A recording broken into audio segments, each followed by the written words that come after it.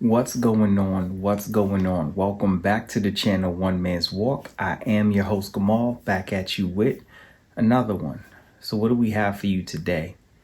Well, R. Kelly got his sentencing. People canceled him, I feel like, a long time ago. So what do we do with our fallen heroes?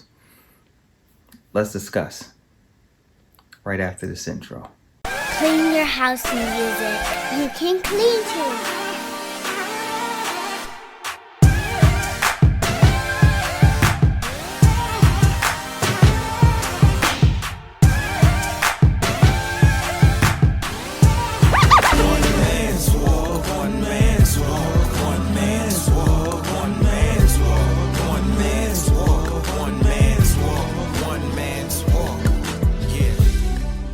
Welcome back.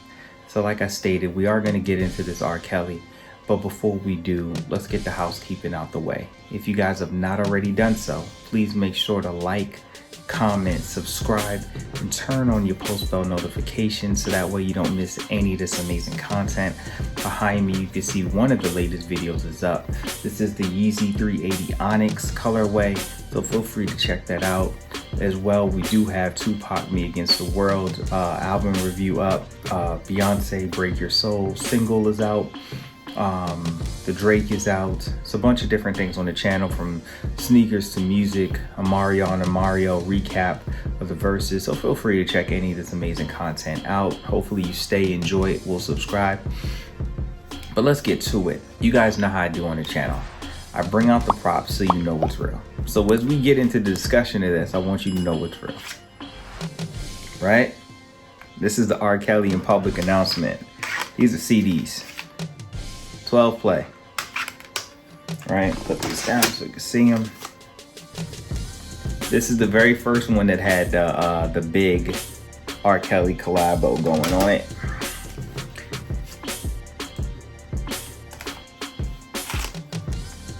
This is my favorite one. I think this is the best one that he put out. This one is absolutely fire. And then I have Best of Both Worlds upstairs, but I didn't even get that. I didn't think about it right in a moment. So I brought those out so you guys know when I talk about these artists that I have been a fan. I want to be honest and say, personally, I have not listened to R. Kelly music. Man, it's been so long.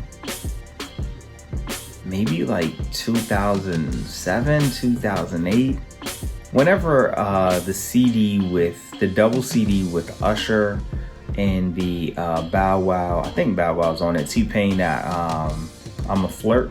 I think that was the last one. I ended up not buying it. I have it digitally, obviously, but I did not pay for it. Now, I have so many different things to discuss with R. Kelly. Try to keep it short, concise. There are two sides to this. One being R. Kelly as an artist, right? Sort of like what Flip said during Above the Rim, where he's talking to Leon and he says, you can't change what we were. I believe in that. Is R. Kelly one of the greatest R&B singers and talents we've ever had? Yes. Has R. Kelly also done some heinous things that he has now been arrested and convicted of and sentenced for? Yes. Both can be true. Do we wipe out everything that R. Kelly has done? No, I don't believe that to be the case. Similar to Baseball Hall of Fame, I don't believe that individuals like Barry Bonds and Roger Clemens and so on and so forth should not get in because they took the performance enhancement drugs. Yes, they took them. And yes, it should be an asterisk or something beside their name, but they belong in the Hall of Fame. Everyone was complicit in them getting these home runs. What I mean by that is, if fans were not excited about seeing it, maybe it doesn't happen like that. If the amount of people who were in baseball were not aware of what was going on in the epidemic of performance enhancement drugs that a lot of people were using, I feel like a lot of people are complicit. Similar in this R. Kelly situation. It's just my thoughts. To do what he was doing for so long, it's not a one-man thing, right? I feel like because R. Kelly was successful in making hit records, I don't know if everyone in Jive was aware of what was going on, but I am sure someone in the Jive building was aware of what was going on with R. Kelly. I am sure that the driver who was driving the girls or grabbing the girls or the security people who were with them, all complicit in what was going on. People taking their phones away, people locking them in rooms, people keeping them from being fed, whatever type of craziness to whatever degree played a role. Those of us, and a lot of us have seen it, had seen the sex tape in whatever, the early 2000s, I guess that was. Who saw the tape? All complicit to a degree. Now, obviously, he is the one and the only one that is being hung out to dry for said crimes, and crimes that he should be punished for, right? I have a daughter. And not just a daughter, I have sons. And I know that one of the things that he had said previously was about being abused as a child. And I do believe that, and you guys have seen, I do gospel on the channel, I'm saved. There's a real thing, generational curses. And attached with generational curses are spirits. And sometimes it's hard to break some of these spirits, these habits, these addictions. We become like the individuals who abuse us, who torment us. We become like the same people that we don't want to become. It is part of lifestyle that has to be broken, part of the habit that has to be broken, part of the chain, the curse that has to be broken. And so I do think that there are demons and things of that nature that needed to be exorcised with R. Kelly, but it does not excuse R. Kelly's behavior. Now, as we think about the R. Kellys, we think about the Bill Cosbys, we think about individuals who were beloved in the Black community. The Cosby Show, one of the greatest shows ever made. The Theo, Denise, Gordon Gartrell episode is in my top 10 all-time greatest episodes for any show that I would put up there with anything. I just love it. I think it's absolutely amazing. I don't know if subconsciously, because I haven't watched Cosby in a long time either. And I feel like, with some of the stuff I might have stopped listening to or playing beforehand. But I do know maybe subconsciously, I always say subconsciously because I remember, and I'm from Brooklyn, and so I used to go to this thing called Juve, which is the night before the Labor Day parade, which is on Eastern Parkway in Brooklyn. And so Juve would be on Church Ave. And if you've been to Juve, So Juve is going to bring out all the Caribbean gangs. It's going to bring out all the pretty girls. It's going to come out. And so I remember the last year that I went, I had already been saved. I had gotten saved and was still trying to hang out. And I was like, nah, I can go hang out. And I ducked bullets for 30 minutes. I tell people 30 minutes is not a long time. Normally we complain about lunch hours not being long enough. But I'm telling you, 30 minutes felt like an eternity in there. It was the only time I had ever seen the police with the full-on riot gear. The gear from the head to the toe. It meant nothing. People were still throwing bombs at, not me, right? Because I ain't here for the violence. But they were throwing bombs at him, everything. They shot 2 people in front of the barbershop I typically would go to when I'm in Brooklyn. And I stepped in somebody's blood. And this is the part where I'm talking. I stepped in somebody's blood and I had just gotten fresh Timbs. And I remember having to throw the Timbs out because I couldn't get the blood out of the Timbs. And then I must have just blocked it out of my memory because subconsciously I just stopped wearing Timbs. It wasn't until, that was 2005.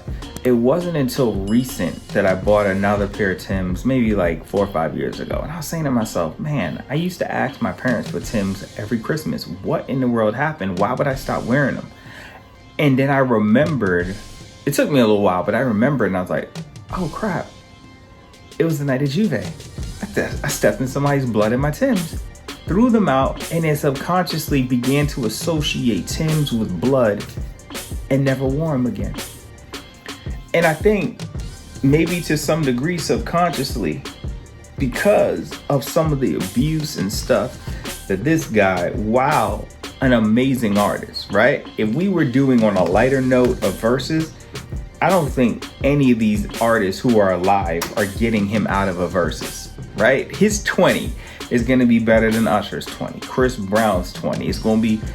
It might be better than Jay-Z's 20. I'm not even gonna lie to you. And I know that's crazy to say or whatever. They did do the best of both worlds. But R. Kelly's 20 would be crazy to get out of here, and at the same time uncomfortable to play, because thinking about what was going on, almost sex trafficking, right? Underage girls. But he's not the first. I remember being in high school, we're all 17, and one of the girls there was dating a guy who was like 34, 35. And he was coming to pick her up every day, right? And we were like, yo, this guy's a creep. You're picking up a high school girl. But guess what?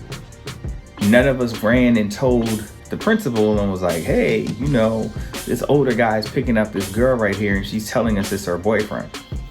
We were just like, that guy's a creep. We let it slide.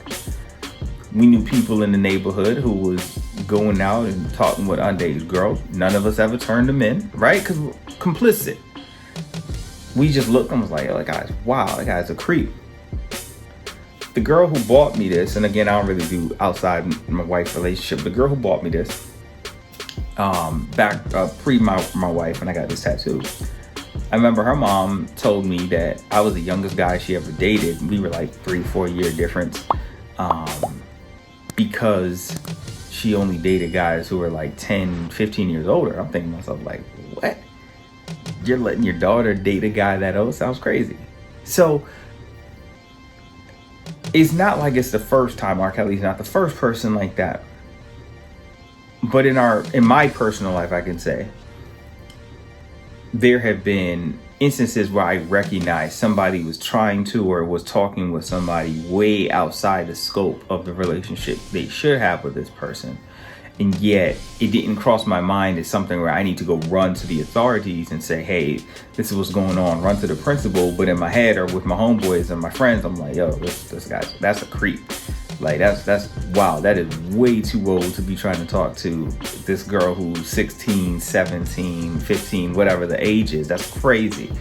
And so, and again, we'll watch the tape. And I'm sure a lot of people have watched the tape, right? The tape was a hot commodity for super long. This R. Kelly tape. It's sad. It's really sad because on one hand, he is still one of the greatest to ever do what he did musically. And at the same time, it could also be true that he has done some really horrific and heinous things. And yes, he was abused, and that sucks for that to be the case. But then to perpetuate that same behavior onto others is horrible. The amount of trauma that goes into these young ladies is bad.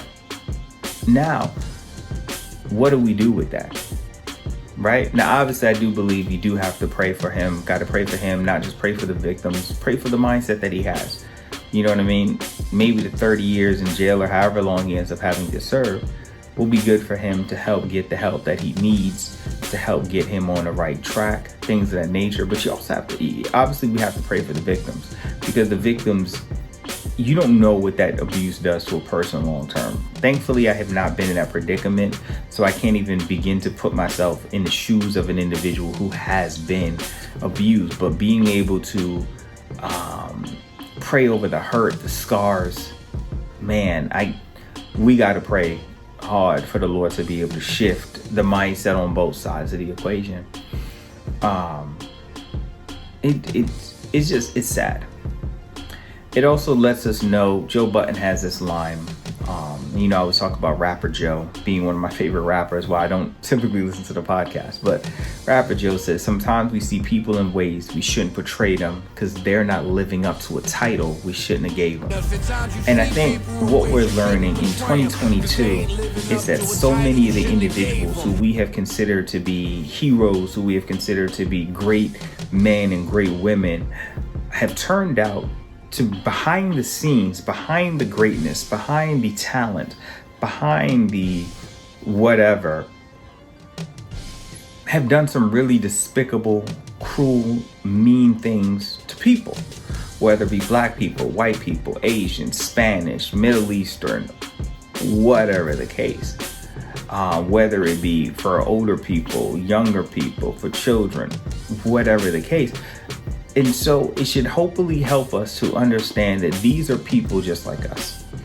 We don't need to get anybody on the pedestal. I don't think I've never been starstruck. I have never seen another celebrity I have met, Maya, who's my all-time, if you know, you know. And when I talk about meet them, I mean the opportunity to have a conversation, like a legitimate conversation with these individuals. But Maya, Lily from SWV, Vivica Fox, Carl Thomas, Cool G Rap, Special Ed. I know I'm missing people, but Pam from Total, so on and so forth, where I've had the opportunity to really chop it up, where it's me and them, and being able to chop it up, and never felt starstruck. And some of them are really favorites of mine, but I look and I say they're people, right? And they're a person just like I'm a person. They gonna hunger like I'm hungry. They gonna thirst like I thirst. They gonna have their own flaws. They're gonna have their strengths, their weaknesses. They're gonna have things they're great at, things they're bad at, things they never want to ever see come to the light of day. Obviously, some of the stuff that we're talking about is stuff that R. Kelly probably never wanted to see come to the light of day. And again, there were rumors back when Aaliyah first came out. We just didn't have access to the internet like we have now. Social media was not as rampant as it was now, but the rumors were out there back then. And there's a lot of people in the industry who I'm sure were aware of whatever was going on with him and Aaliyah, right? But R. Kelly at that moment was the biggest R&B artist, so it was swept under the rug. And it goes to show that when you are talented enough, people will turn a blind eye. That's all of us. And the reason I threw out my part in it, as far as the music and even with people I've seen, is so that way we are aware that while we need to be able to look and say he messed up bad, and we not condoning said behavior, we don't want to get so high on our horse that we forget how we have been in similar situations and what roles we've played in this, and turning an eye. And so we all got to do better, be more mindful, be more diligent for the parents of the children. And I don't know where they are in their children's lives, but just making sure as parents that we are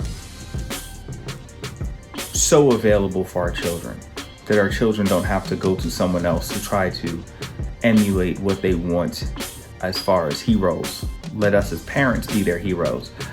If we can be, let us build up such relationships with our children that they feel comfortable coming to us in situations that hopefully we can provide wisdom, can provide guidance for them. And so those are the type of things that I take away from this. The need to be in our children's lives, the need to be relevant for them. A hand, a hug, a shoulder, a voice for them. Yeah, I didn't know where I wanted to go with it. I just wanted to get my thoughts out. But definitely it was something, because obviously R. Kelly at one point or another meant a lot to me musically. And so what do? Cosby, I got the DVD upstairs, but we got to stop looking at these individuals. They're not superheroes. I've heard things about Joe Budden and Big and all these other people who I loved. And you know what I mean? I don't condone domestic violence, and I'm saying neither one of those individuals have been guilty of it, but the rumors have been out there about how they've handled situations with women. And I'm not here. I don't believe in abusing women of any sort. Under any circumstance or any conditions, I believe that restraint needs to be used and should be used. And but that's for a different day. But as always, I hope you guys have a wonderful, blessed, productive, stress-free day, weekday, weekend, whenever you're listening, however you're listening. I thank you for listening. Till next time. I do want to say, so this is new, but this is the outro. Hopefully you guys enjoyed the video. I thank you guys for sticking out to the end of the video. Hopefully you guys enjoyed it. Stick around for some of the other content that you see up right now. As always, I hope you guys have a wonderful, blessed, productive, stress-free day. Make sure you guys like, comment, subscribe, turn on your post bell notifications so that way you don't miss any of this amazing content. Share, share, share.